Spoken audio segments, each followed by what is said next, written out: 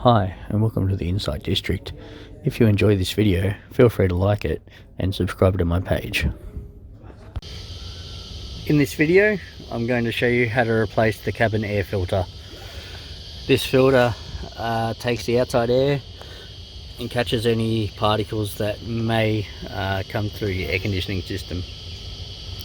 What you want to do is drop your glove box, and on the side of your glove box there is little notches. So what you want to do is push the side of the glove box in, drop it down a little, push both sides in, it'll then drop the glove box down. Then what you want to do is, there's this plastic face here, it just pops out. If you go to the right hand side, you'll see there's a clip. You just pinch that together and it pulls forward. It goes into a cutout, it's just here, and it drops out. You then have access to the filter. You're able then to pull out the filter.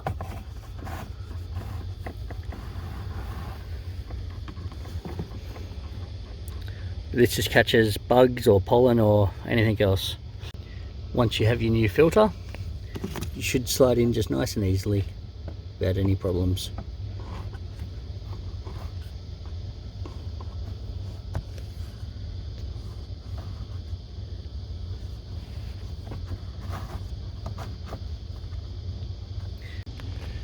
Once you have the filter back in, make sure the cover's in the right orientation.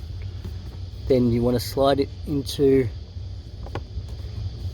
the cutout that it belongs in, and then push it back in, and you'll hear it click.